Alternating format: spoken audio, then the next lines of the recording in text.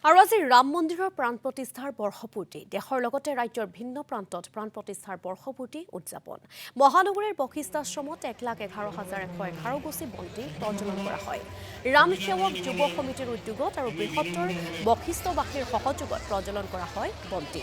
শাৰী শাৰী লক্ষাধিক বন্তিৰ পোহৰেৰে উজ্বলি উঠিছে বশিষ্ঠ মন্দিৰ প্ৰাংগণ।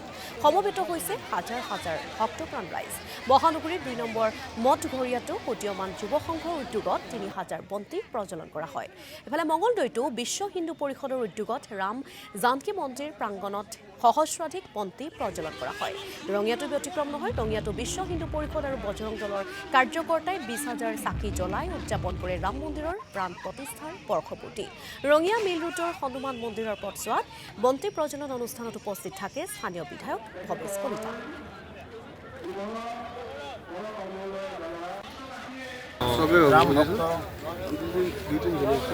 লগতে লক্ষ লক্ষ সনাতন সংস্কৃতিৰ সন্মানৰ ব্যক্তিসকলৰ এক সপোন আছিল যে পবিত্ৰ ৰাম মন্দিৰ হ'ব লাগে অযোধ্যাত, য'ত প্ৰভু ৰামৰ জন্ম হৈছিল।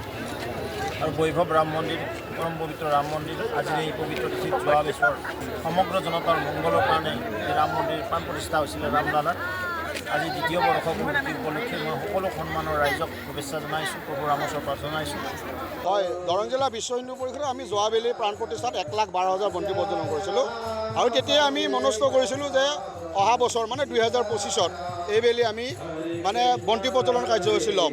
যিহেতু আমি 1,12,000 জ্বলাইছিলোঁ, আমি 1,00,000টো বাদ কৰি 12,000 চাকিৰ ব্যৱস্থা কৰিছোঁ।